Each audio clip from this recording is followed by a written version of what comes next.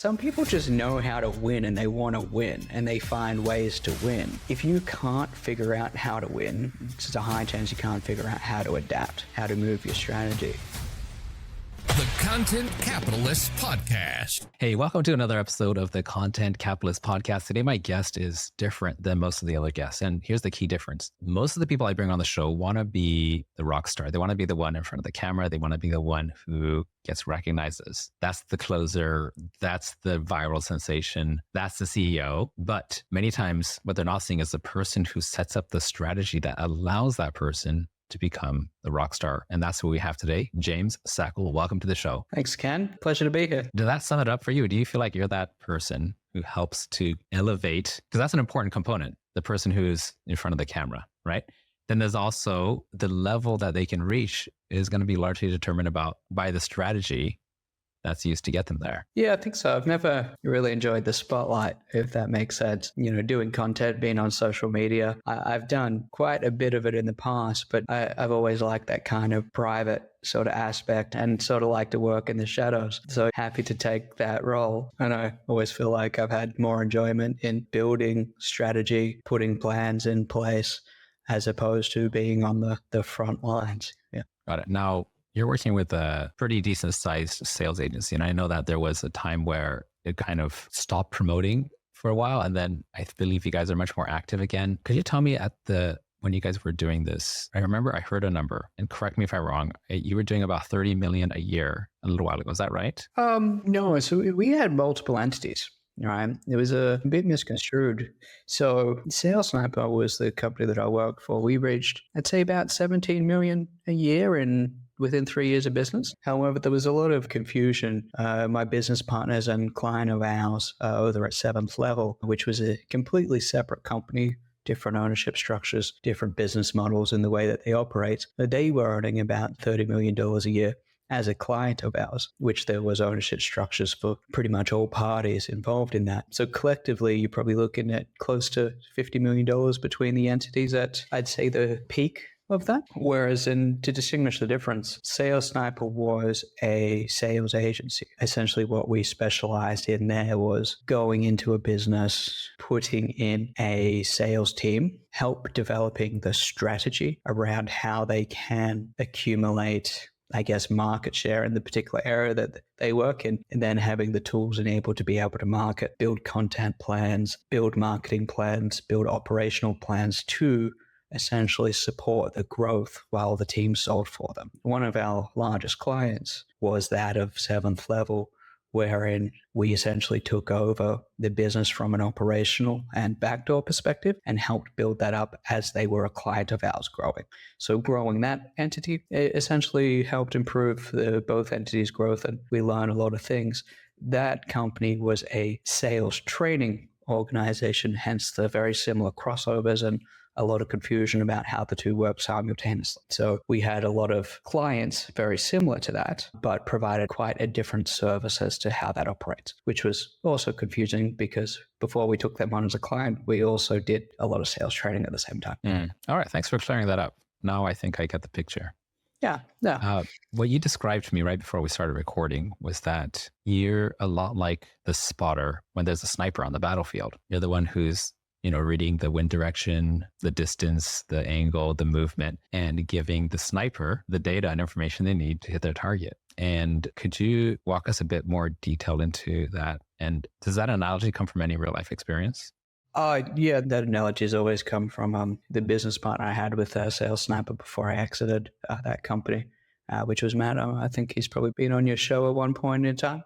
No doubt. Yeah, it was something that he came up with. So I've always just utilized that as an easy way to explain things because it made sense and it was something that stuck. But I guess to elaborate on that, I do a lot of, private consulting for sort of mid to large scale clients. So companies that are doing anywhere between $1 to $3 million up to $50, $60, $70 million a year. And in that process, what I typically do is I'll have whether that's a CEO, someone on the board, a director, non-executive or executive positions, will come with what they've built as a strategy for growth, whether that's in the area of accumulating more money, reducing operating costs, et cetera, et cetera. They will either come with a plan that they have where they want that, critiqued, or they will come with no plan and they're looking to develop a plan.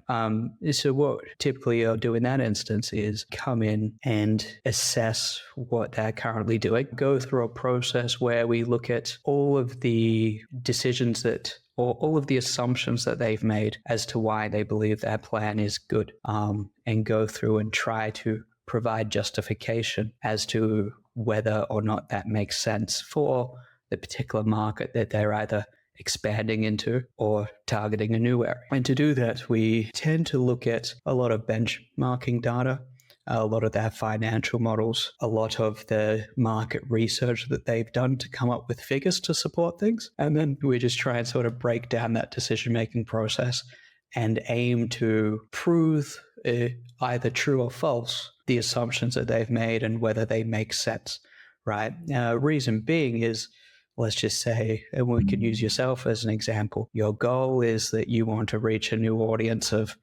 say, 50,000 more viewers this year. You've come up with a strategy that in order to do that, I need to produce X amount of videos. You've made assumptions that amount of videos is going to result in X amount of viewers. What we would do is we would break down the numbers as like, why is this? Let's look at your past stats. Do the numbers align with your goals?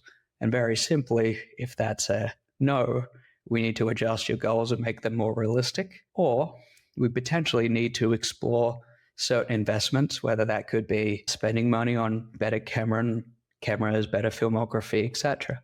That is, in the market, your competitors, what they achieve with new videos, and how we can match that to align your stats with the goals to see whether you need to do more work or whether you need to adjust your goals. So a lot of the time is essentially I'll support, whether that's a CFO, a COO, CEO, MD, whatever that need to be, to really, really pull apart some of that business to give them justifications that allows a business plan or a growth strategy to make sense, and then adjust it accordingly so that they can take the appropriate action. We would go through that process and say, okay, well, we've now determined that doesn't make sense. Here are some of the actions that you need to take. Set that out into a quarterly plan. Who's going to be responsible for this? In what order do these actions need to happen to achieve that goal? And then set them out in a tangible long-term plan so that they can get to point A to point B. And in that analogy that you use, what we're really doing is, as you said, the wind speed is just going to be benchmarking data or statistics, past history, future trends in whatever market that they may be playing in the same way to say, know where to aim. Essentially, all you're doing is giving the right tools and backing it up with data where it's available, essentially so that they know where to shoot, using that analogy. That was a very long-winded answer. I apologize. No.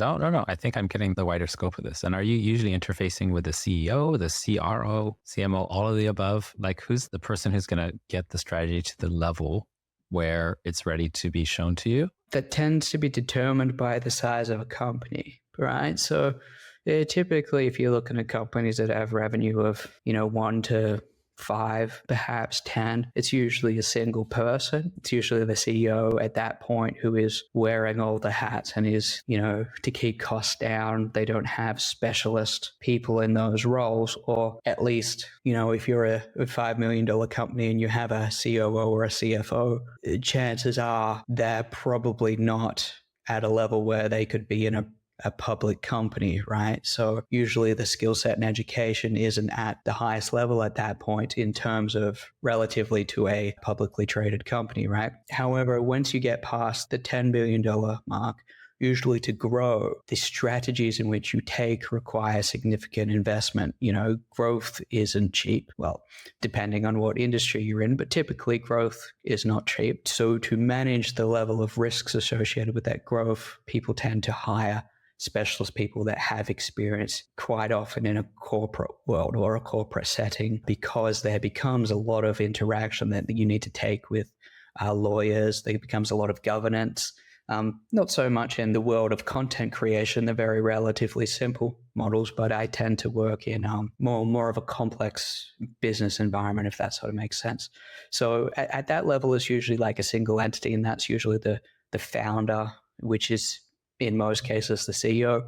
Once you typically get it past the $10 million mark, companies have either had some capital put into them to get to that point, and therefore usually have a board. In that instance, usually I would be working with someone on the board, whether they're in an executive role or a non-executive role, and presenting to the board to say, hey, here's what I found. You can choose to accept it. You can choose not to accept it. That's on you. So in those instances, it's not a specific individual. I present that to the board, and they'll make a decision as to who becomes responsible for that strategy and the various parts of executing it, because often it's very multi-tiered and requires more than just a single person to act on. Yeah, I'm interested in hearing a bit more about that, the 3 to 5 million, or let's just say like this 7 to 8 figure range. Because I have a feeling most of the people listening are in that range or even below 7 figures. And let's say they can't afford services like what you do. Can you share some of the things that the most common mistakes, the misconceptions, the decisions that seem to make sense, but don't usually work out that you've probably seen patterns in? Absolutely. I think like the single biggest mistake that the CEOs and or founders in this instance would tend to make is just complete bias. Right. It happens in large scale companies, not just smaller ones. As humans, we all have significantly biases towards ourselves. And if I think something's a good idea, it must be, right? You've got no one to, typically at that size, you don't always have someone super reliable to push back on you, particularly when there's a power dynamic with you being a founder or in most cases a sole owner of a company, and you've got some staff. Often that produces yes men, and you don't always have that person that'll push back and say, no, that idea sounds dumb. So I'd say bias is one of the biggest things. And the process which I kind of explained is the remedy to it, right? Which is just as business owners, whenever we make a decision that has financial impact, meaning if I make this decision, it's going to cost me a lot of dollars, whether on staffing to undertake it or by missed revenue, meaning it doesn't work, I've lost opportunity. There's always a dollar figure to every decision that we make. So as a business owner, our thought process should be to try and disprove our assumptions rather than try scientific process. Exactly right, because it's very easy for us to find evidence to support our decisions. However, if we're taking an approach where... I'm laughing because this is me, I've done this so many times. Absolutely. And I sit here and say this, but it's more of a do as I say, not as I do type thing. Like everyone becomes guilty. Well, it's human nature, right? We've got our amygdala that is really, pulling this puppet strings, and our PFC, our prefrontal cortex, is, telling us, no, let's run those numbers again. Does this actually make sense? And the part of you with that urge, basic instincts are fighting that so hard because you want your idea to be right so badly. Yeah, exactly right. And that's just where restraint comes in. So if we think about trying to disprove ourselves, it helps us remove bias and helps us remove that need to want to be wrong, because we're looking for ways. If we can't disprove ourselves, it's a good idea. And the thing is, like, business owners, they're a different type of person. You know what I mean? Risk takers, hunters. And people who get after it, right? Like, they want to progress, they want to make decisions, and they want to do it quick and right. So acknowledging that allows us to protect. Would you say that that maybe there's different strategies for different stages? Because if we look at things like how Apple started, how Nike started, how all of these companies that are runaway successes, like they literally had all the odds against them, and like Facebook, and then somehow the founder, because of their genius and their persistence, pushed through, but at some point they had to stabilize and then bring in this type of critical thinking.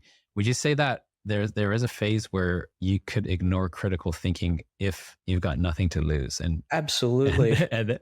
So let's talk about that. How do you reconcile that? And if a founder is coming at you with that type of talk, are you trying to talk them off the roof? Let's talk about that balance.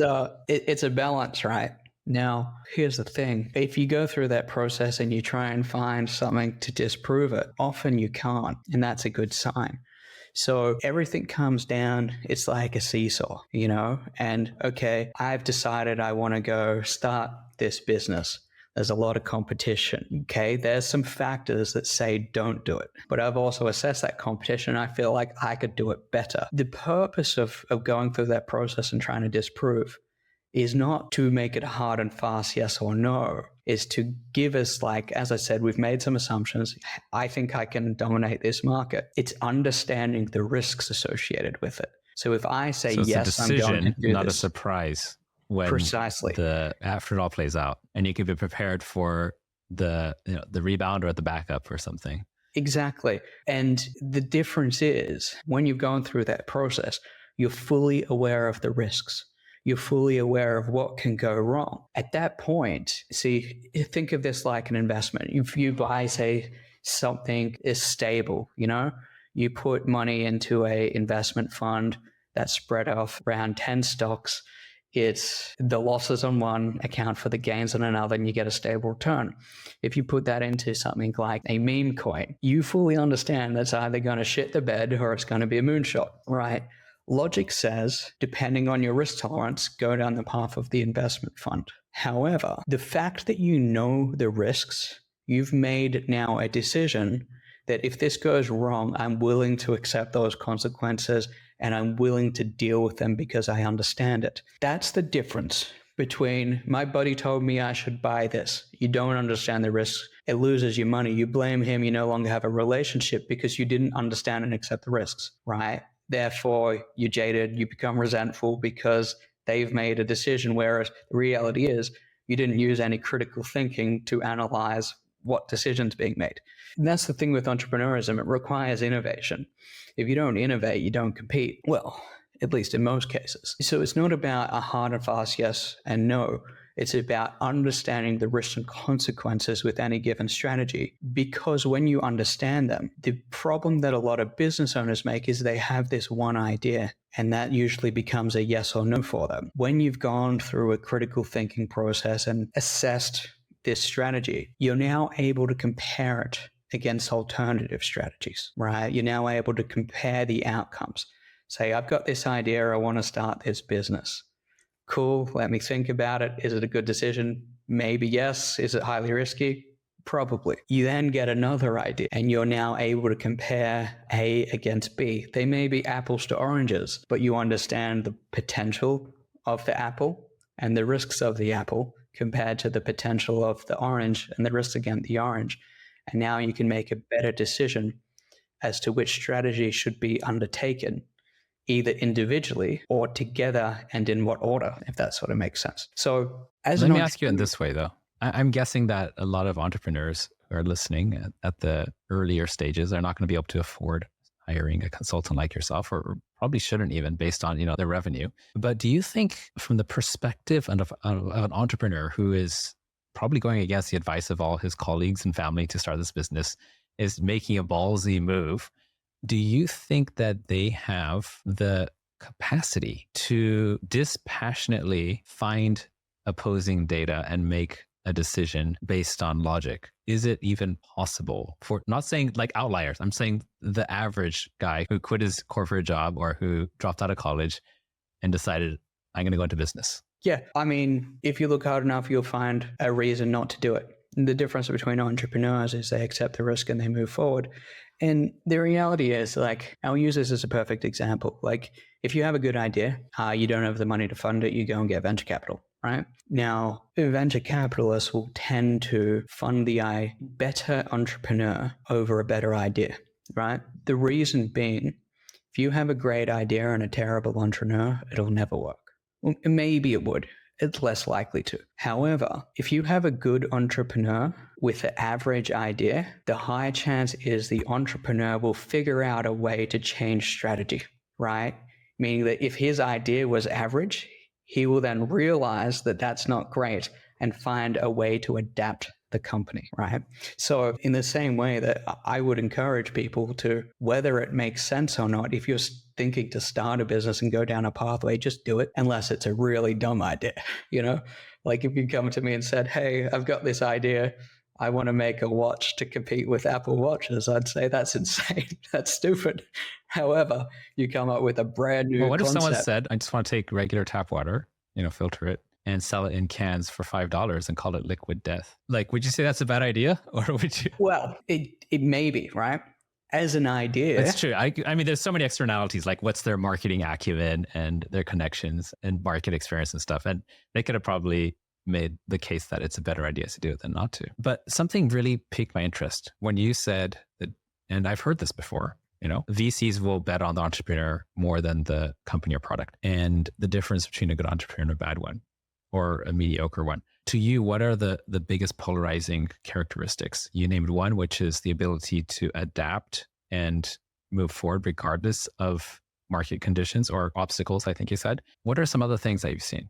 I think like it just comes down to your ability to win, right? So you have a track record of winning. That's what you're saying? Yeah. Like some people just know how to win and they want to win and they find ways to win.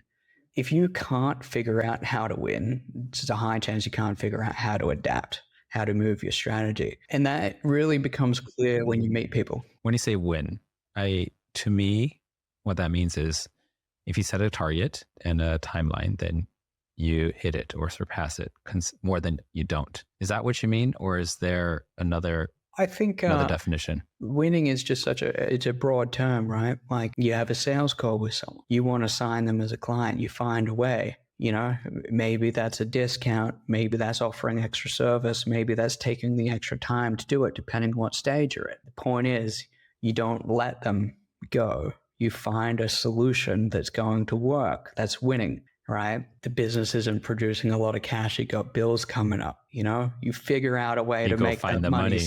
Exactly. Like to me, that's winning, is just doing the shit that needs to be done to progress you forward, right? Just taking those without necessarily a clear roadmap, right? Like just blaze a trail if you need to.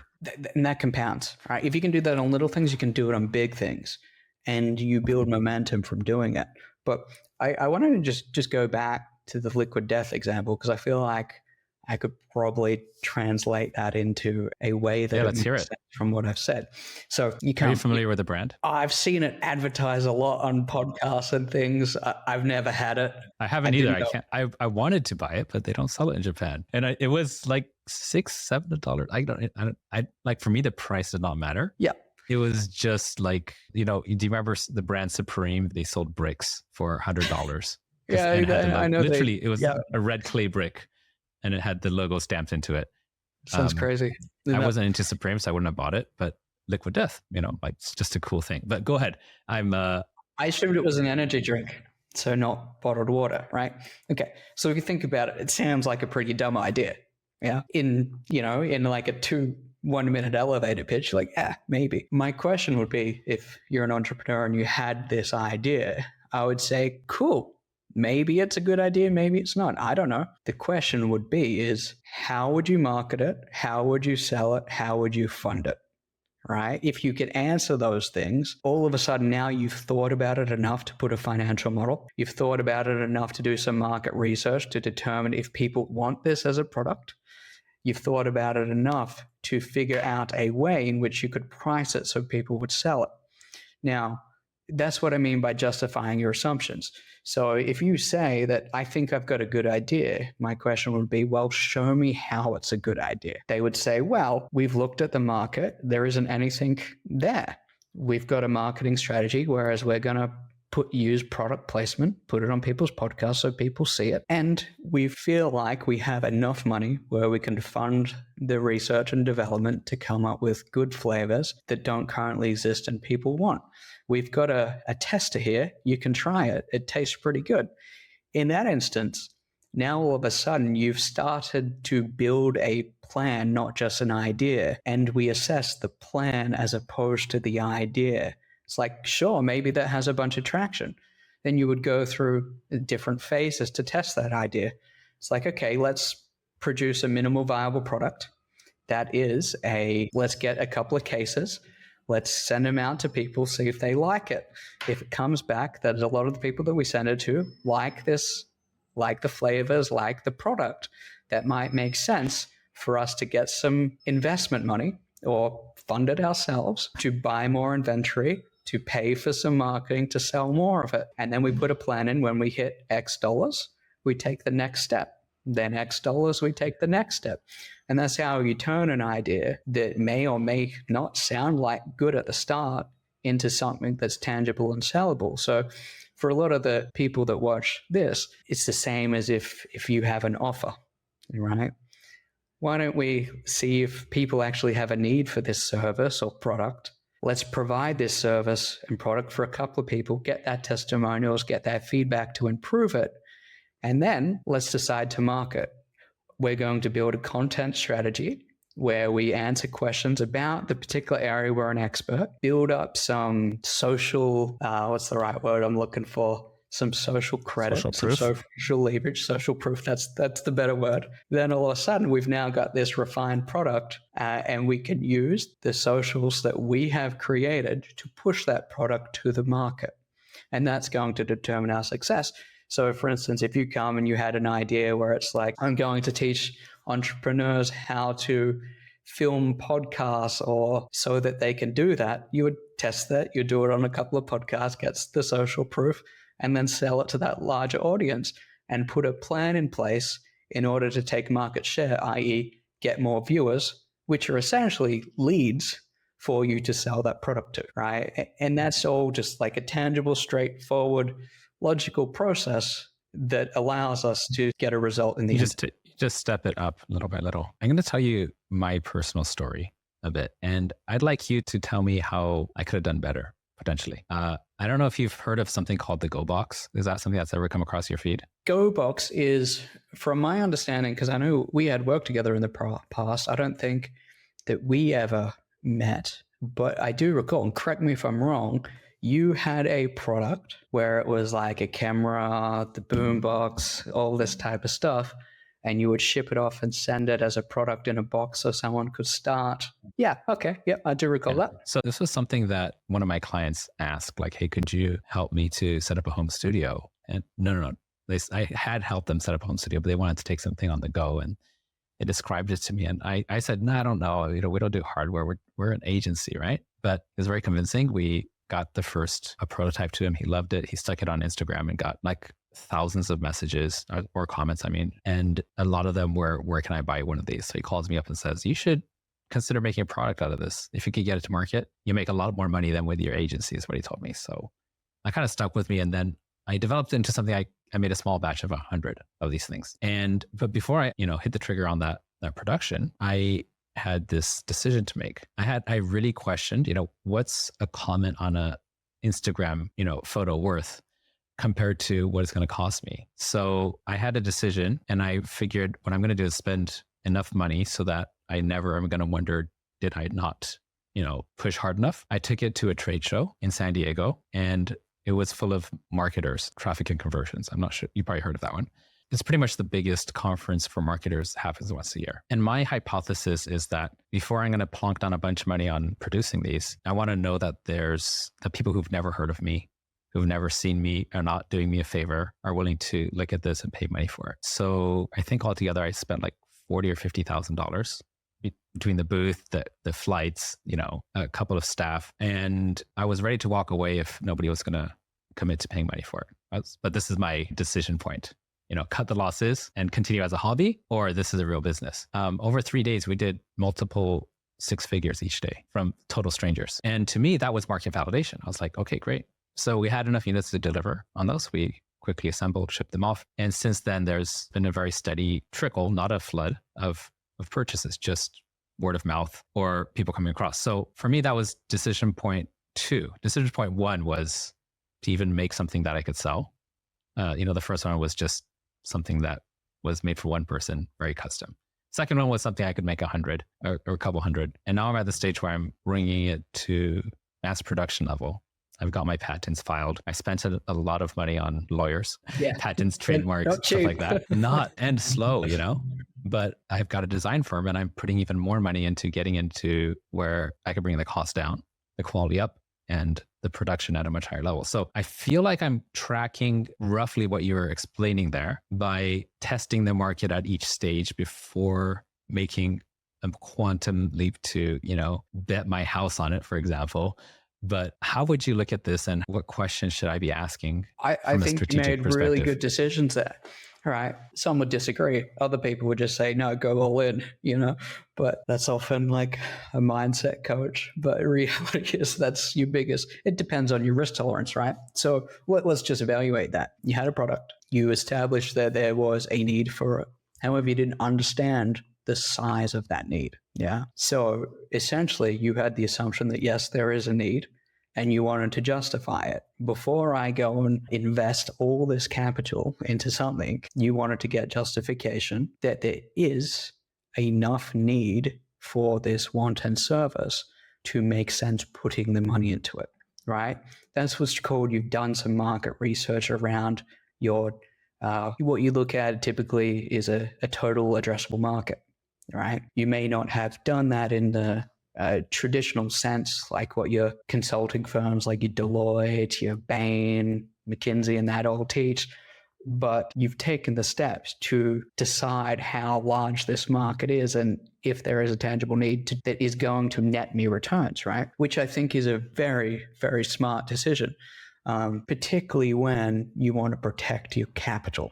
Right? If you spend 40 grand on something and there's no buyers just because one dude on YouTube wanted it, you're probably going to lose a lot of money. If you've gone to a trade show and decided, oh, wow, there's hundreds and hundreds of people, that's a great decision. From there, you've obviously negotiated contracts with suppliers, spent some IP and done that. What I would look at is, from this point is, if I was giving advice, I would assess the contracts that you have with suppliers, right? Try and get them so that you don't have to put the cash down to do it. Meaning if you have options or something equivalent to like an options agreement with your suppliers, you can say, hey, I want to lock in 500 units at X price. However, I'm only required to purchase the inventory in blocks of 25, whatever that makes sense. Meaning I want first shipment by this date, this date, this date, this date. However, I'm only locked in to buy them segmentally, meaning that you can not have to put up all the cash for the inventory. You can segmentally do it as you sell it.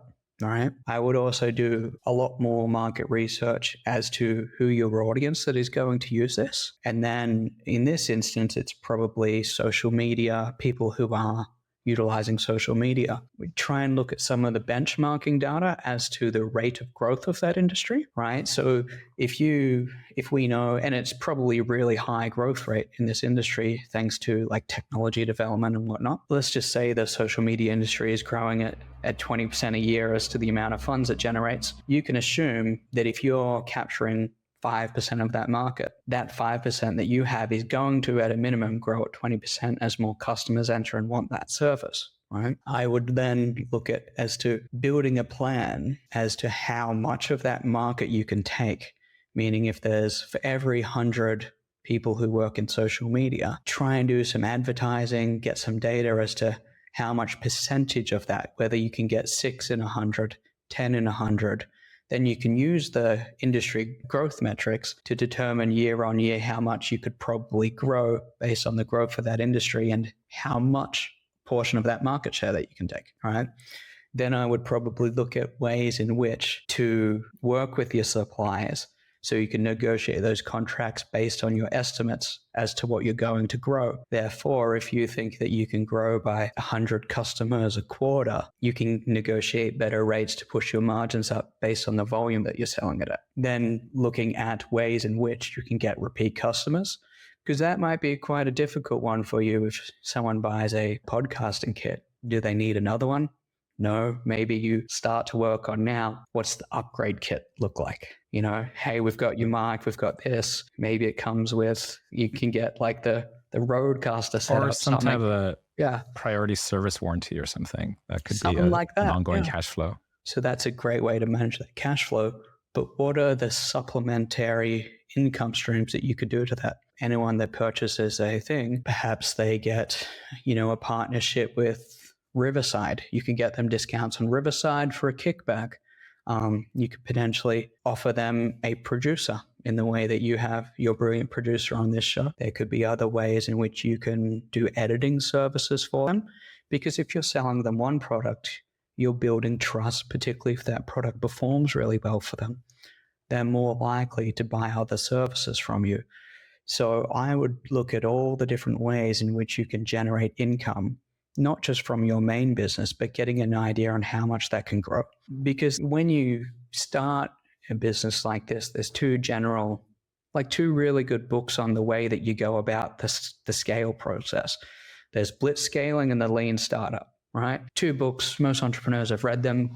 Most entrepreneurs, I don't think, understand that there's a connection. You probably need to be somewhere in the middle. So blitz scaling is just go aggressive, put as much money into growth, take market share as quick as possible. The lean startup is like, let's get things right.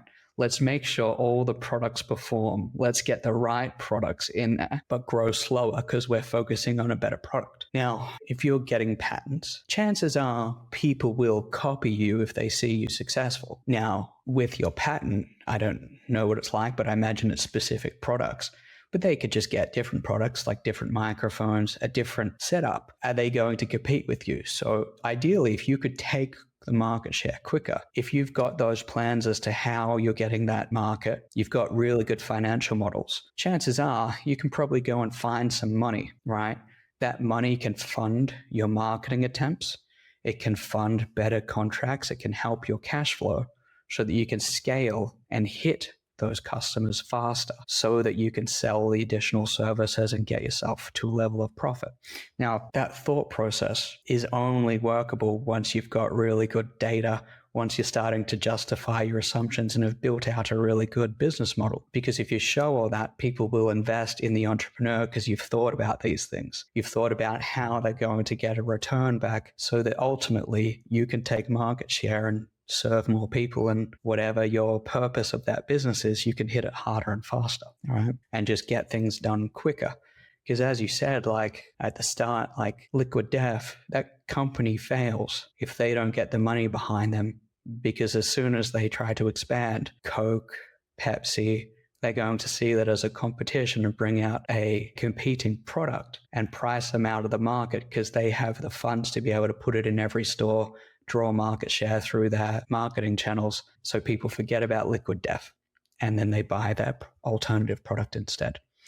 Whereas Liquid Death will probably promote market to a point where it's harder for those companies to compete with them, so they're forced to buy them. The founder's sitting there with their little idea that they made of putting water into a can and now high-fiving each other because they're getting a massive buyout from selling the company.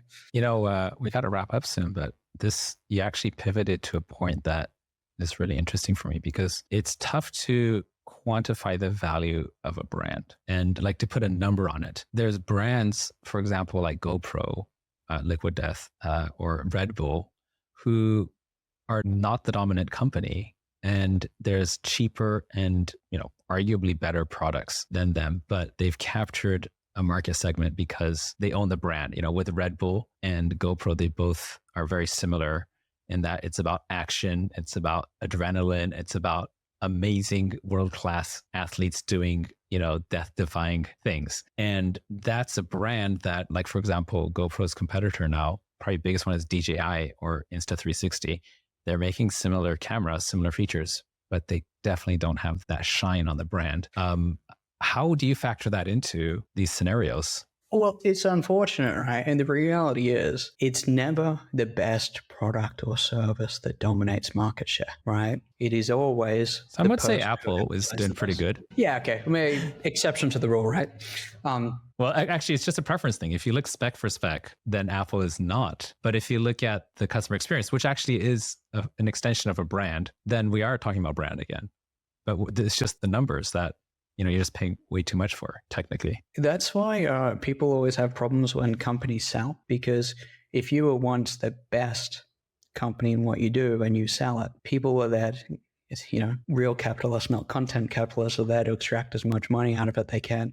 And usually that service goes downhill in the a pursuit of profits, right? I think like for people, like the best comment here for the businesses of your size is most of the time people need to make a decision whether they want to be the best at what they do or whether they want to make the most money from it. Most of the time, the two are not equal. For instance, GoPro, they could make better cameras, but their profit margins would suffer. And they've got the brand where they don't need to because they're going to sell enough because they have the ability to market, right? So in that instance, it's like a professional service.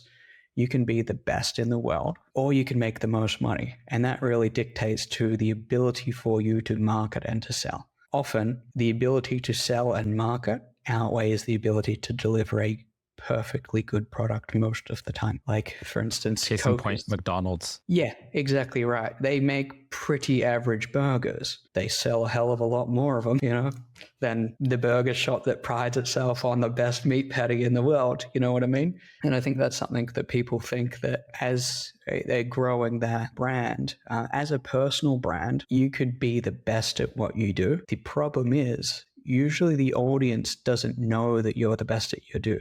They see the person who is in their face more often and don't have the skill set to discern whether or not you're better as a service provider. And that's just something that we have to accept as entrepreneurs. That I'm more of the guy that I like to be the best as opposed to being in front of people. And I am fully satisfied working with less people and feeling satisfied that I'm doing a brilliant job as opposed to doing that to mass people and doing something arguably of less quality. And I think as business grows, we need to make that decision.